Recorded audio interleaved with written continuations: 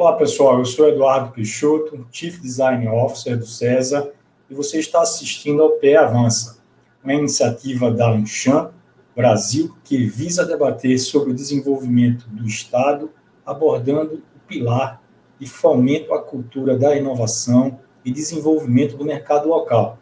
Sejam bem-vindos ao Talk com o tema digital, como agente transformador de negócios.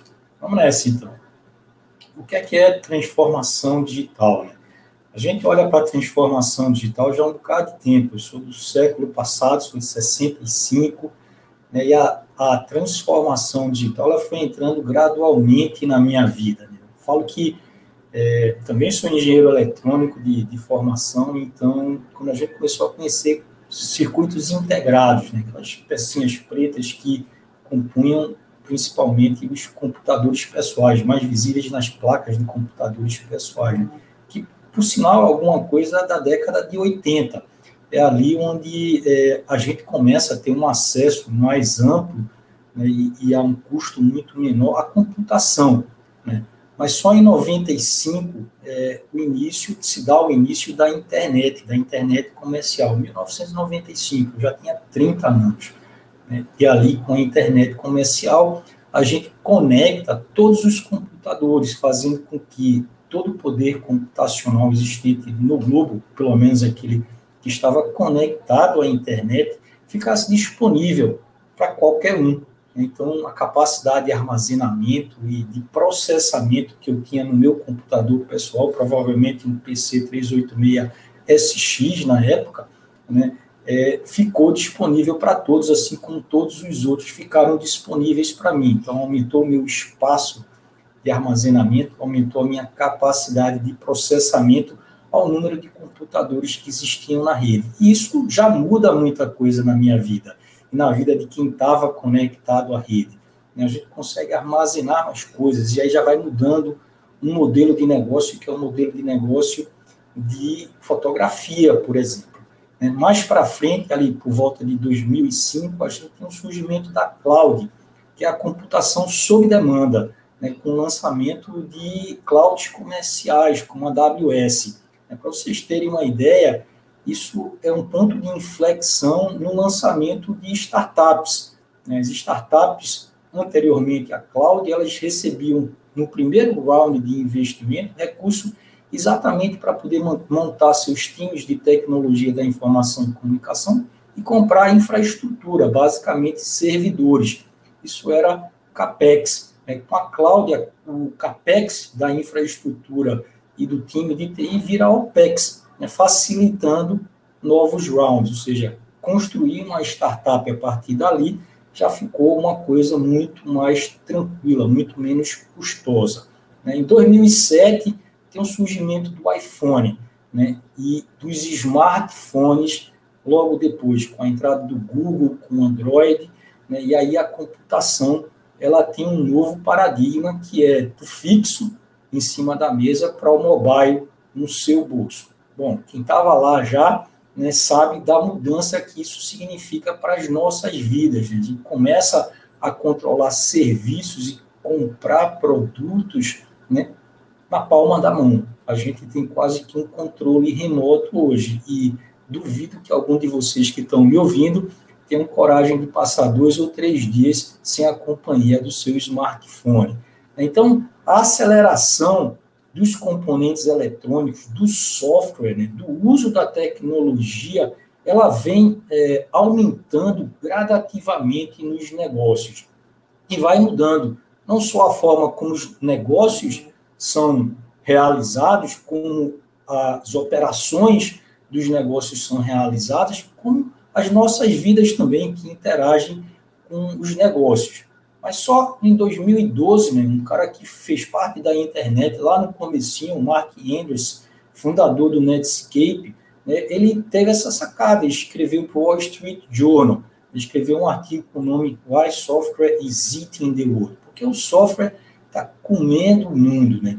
No sentido de que o software ou algoritmos, né, estavam passando a ser o principal elemento, né, de uma organização, ou seja, eles estavam no miolo, no core, naquilo que gera valor. Quando a gente pensa em modelo de negócio, né, o que é que está gerando valor para as organizações, ou para as organizações que estão crescendo mais? Software. Né? Foi isso que ele percebeu, né, e escreveu num artigo que vale a pena todo mundo ler. Para mim, é ali onde começa a surgir o tema transformação digital. Ele percebeu que o valor das empresas dessa nova economia estava ultrapassando em muito o das empresas tradicionais, como GE, ExxonMobil, Pfizer e outras, né? Aquelas que eram melhor ranqueadas na bolsa, nas bolsas dos Estados Unidos, estavam dando lugar para empresas como Apple, como Google, como Microsoft, Facebook, Amazon e outras empresas onde o núcleo é software ou algoritmo, que são consideradas empresas digitais. Tá? Então, é muito fácil olhar para esse gráfico e ver, inclusive, essas empresas dessa nova economia, elas atingiram um patamar de valor na Bolsa muito superior aos valores que as empresas tradicionais tinham conseguido. Então, como o GE, Exxon, ficou ali no patamar de 500 bilhões de dólares, desculpa, 500 bilhões de dólares, a Apple, a Google e outras atingiram 1 trilhão e agora estão na casa de 2 trilhões de dólares, algumas delas. Né? Então, transformação digital, para a gente, no CESA, é a destruição criativa em rede dos modelos de negócios tradicionais provocadas pela maturidade das plataformas digitais. Então, é exatamente isso. Essas plataformas digitais, baseadas no silício, no software, né, elas ganharam maturidade no sentido de que ficaram mais robustas, mais fáceis de usar, no domínio de mais pessoas, e elas começaram a incorporar o modelo de negócio das empresas que surgiam, mas as que precisam se transformar, precisam fazer isso no modelo de negócio, a transformação do seu próprio modelo de negócio. E a gente fala que é uma destruição criativa, porque pegando emprestado ali do Schumpeter, do século passado, a destruição criativa é a mudança de um negócio, ou quase que a destruição de um determinado negócio, e no seu lugar, entregando mais valor, surge um outro que é muito maior, entrega muito mais valor para o consumidor, para a sociedade. A gente já viu coisas, vou citar duas aqui, né, o pessoal mais antigo, uma é a própria Kodak, né, com a questão do filme, você sai daquele modelo onde você tem que comprar película e depois revelar aquela película para uma fotografia onde você vê o resultado instantaneamente, deleta, tira outra se quiser, né, armazena na cloud, né, e a quantidade de gente que foi empregada, o mercado, como ele cresceu, a partir da fotografia digital, muito maior do que existia antes, apenas com a Kodak, concentrado na Kodak. Tem outros, né? Alguém aqui deve se lembrar do BIP, né? Aquele negocinho que a gente carregava aqui no cinto para receber uma ligação, quando a telefonia era somente a telefonia fixa. Depois vinha o telefone mobile e o GPS, não o GPS, não lembro agora o nome, mas o BIP, a gente chamava de BIP, aquilo, ele desaparece, né? E no lugar surge toda a indústria de telefonia mobile, né? com empresas para fabricar, empresas para vender, empresas para dar manutenção, e o valor que isso entrega ao consumidor é gigantescamente maior do que existia antes. Então, isso é o que a gente chama de destruição criativa. E o último elemento dessa definição, que é em rede, é exatamente porque hoje os negócios eles não existem mais como eram antigamente, de uma forma vertical, coisas verticais completamente integradas de uma cadeia dentro de uma única empresa, né, eles são muito vulneráveis a conjunto de empresas que se articulam, até empresas bem menores, articuladas, né, fazendo uso das plataformas digitais, né, para entregar o mesmo serviço. Então, pequenas empresas, às vezes, através da plataforma digital, que tem um baixo custo, articuladas, coordenadas em rede, elas, de repente, surgem no mercado com a mesma força que uma empresa tradicional que está ali, às vezes, centenas de anos. Né? Então, quem não chega lá, gente, provavelmente não vai existir num curto espaço de tempo. curto médio, no máximo no médio. É preciso transformação digital, é uma necessidade, não é mais uma brincadeira. E eu acho que todo mundo viu e sentiu foi o que aconteceu exatamente agora na pandemia. Transformação digital, que era um tema tão difícil e tão custoso, digamos assim, para os dirigentes da maioria das empresas, durante a pandemia, com isolamento social, as pessoas perceberam que, o agente entra no digital e se relaciona, pelo menos se relaciona com o nosso consumidor, né, ou a gente está fora do mercado. Então, teve uma corrida muito grande para o digital, né? Algumas empresas implementaram isso bem, outras nem tão bem, mas sem correr, digamos assim, para o ambiente digital, elas ficariam fora do mercado. No CESA, o Centro de Estudos e Sistemas Avançados do Recife, a gente começou a fazer essa transformação desde o surgimento. É um centro de inovação de 96, surgiu um ano depois da internet, só que sempre tivemos um foco maior em tecnologia. E hoje a gente sabe que transformação digital não é só tecnologia. Tecnologia é um habilitador dessa mudança, né?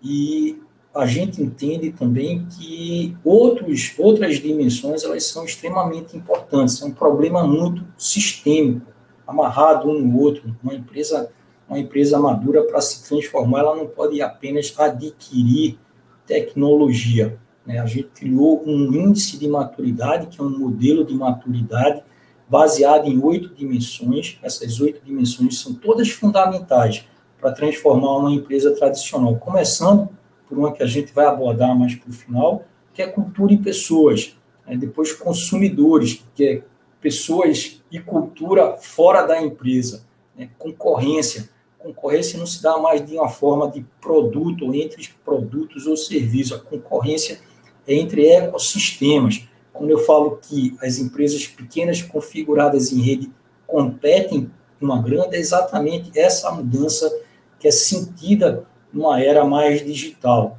A inovação também muda, né? Uma inovação que antes era top-down, hoje ela precisa ser co-criada. O consumidor ele tem muito mais voz, ele tem muito mais poder.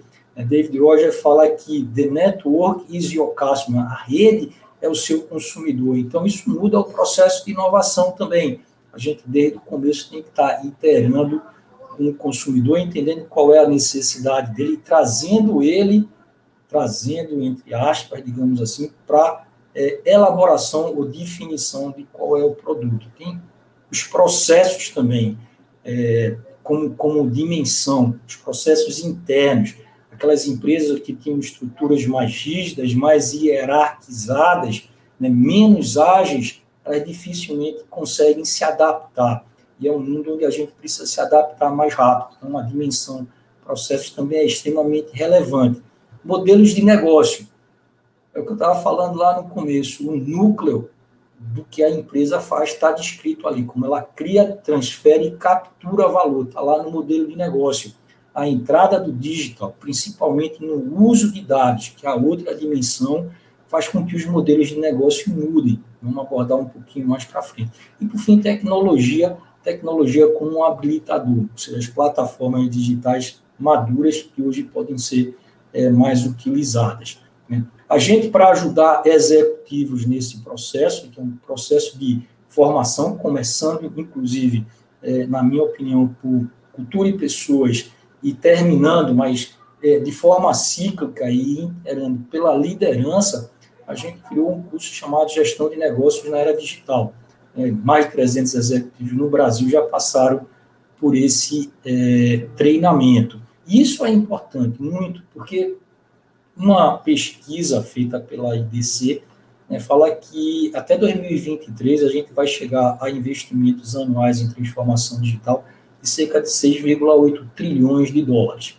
É muita grana, muita grana. Eu acho que é quase o dobro do PIB brasileiro, se eu não me engano, tá? Mas uma outra pesquisa da HBR, da Harvard Business Review, diz que 70% desses investimentos eles redundam em insucesso, eles não atingem os seus objetivos.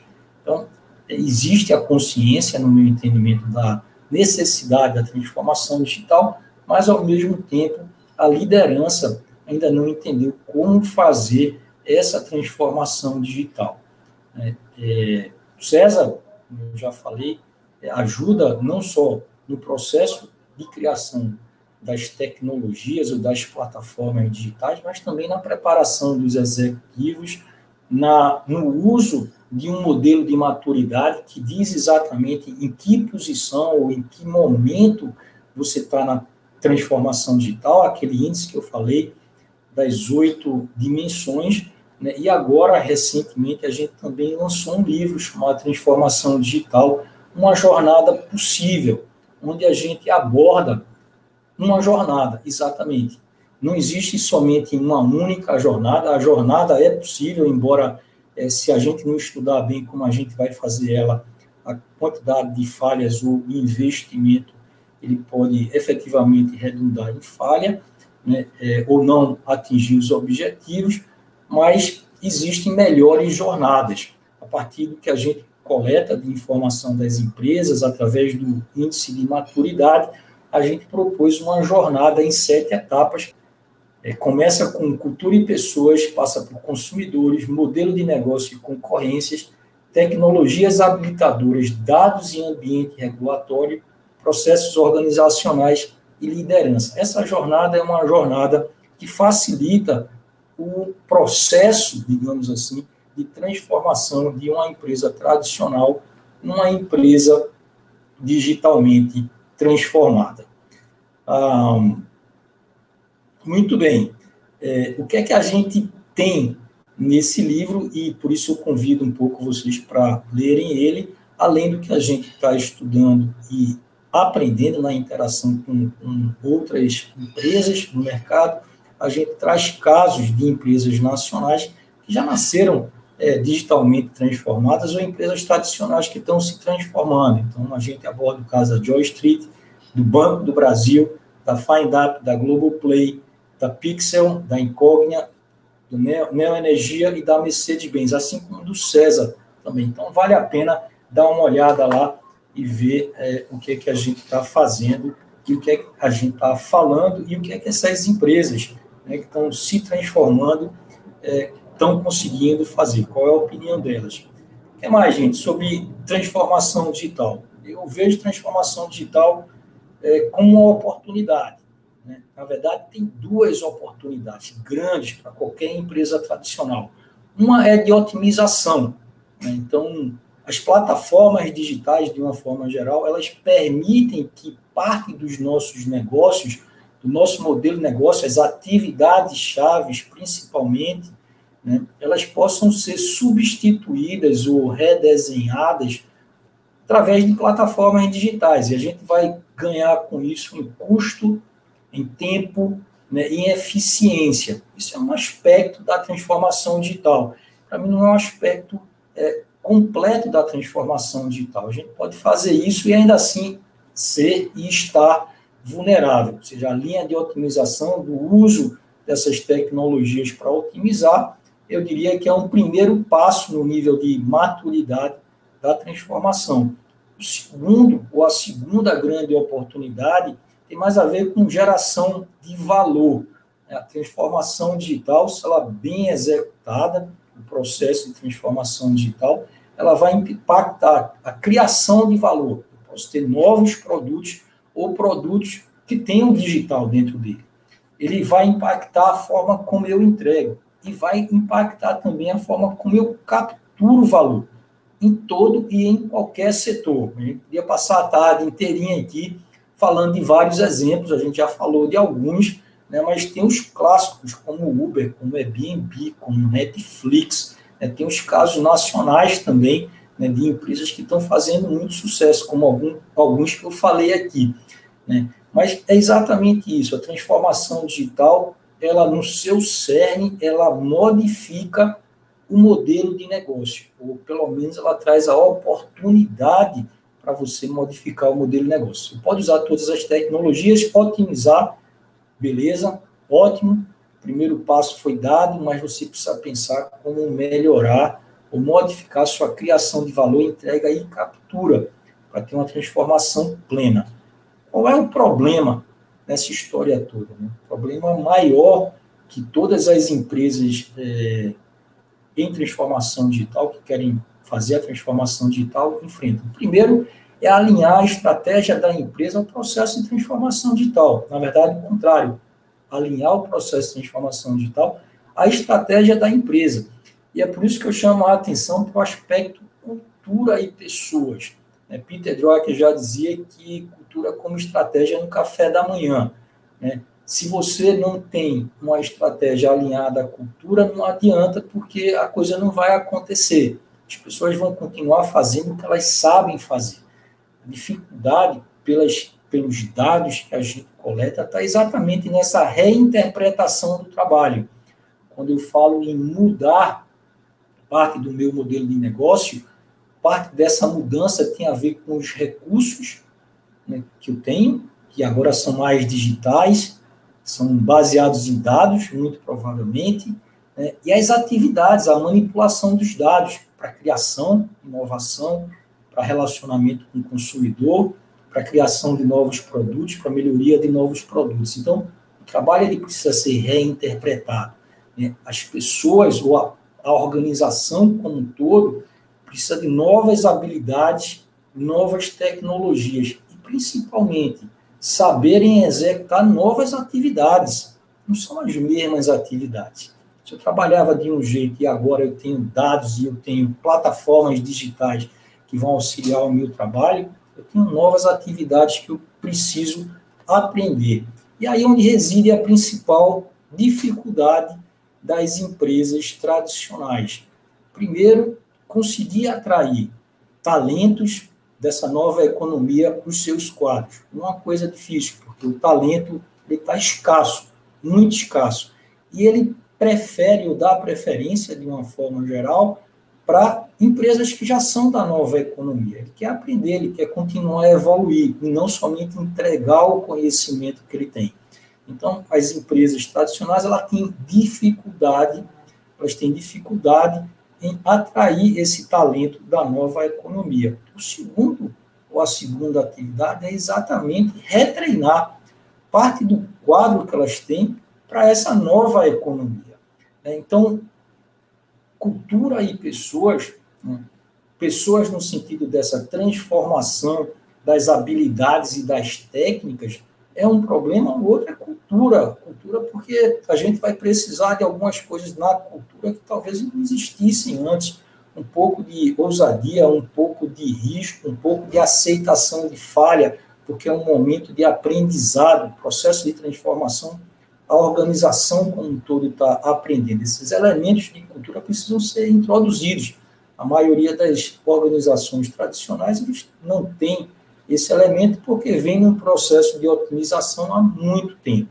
Né? Então, para isso, e como uma forma de alavancar as oportunidades que a gente tem dentro do nosso ecossistema de inovação aqui do Porto Digital, aqui em Recife e para Pernambuco e para o Brasil, o César também tem a César School, que trabalha essas habilidades, essas técnicas em cursos de graduação, mestrado e doutorado. Todos eles, de uma forma mais moderna, que a gente chama de PBL, ou Problem Based Learning, né, onde o César Centro de Inovação traz problemas reais para serem desenvolvidos ou resolvidos, né, junto com a César School. Os alunos estão aprendendo à medida que sentem necessidade de fazer ou resolver alguma coisa. Aí eles vão atrás das técnicas, atrás das habilidades, e através da resolução dos problemas, eles aprendem muito mais e muito mais rápido.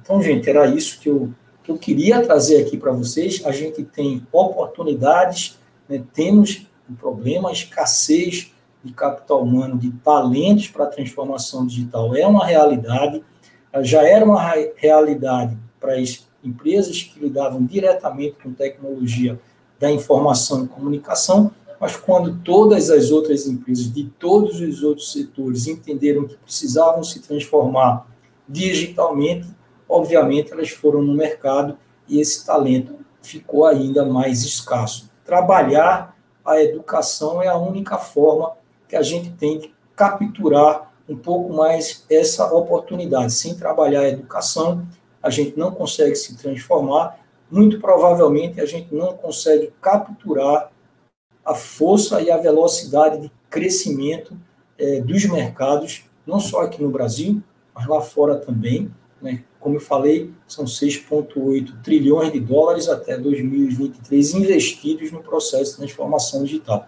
Então, tem oportunidade, não tem oportunidade, tem risco, também não tem risco, tem oportunidade. O segredo, a principal dimensão para ser trabalhada desde a partida é cultura e pessoas têm formação. Dado o meu recado, muito obrigado. Venham conhecer a gente aqui de pertinho, o Cesa, Centro de Inovação, a Cesa School e o Porto Digital. Prazer estar aqui hoje com vocês.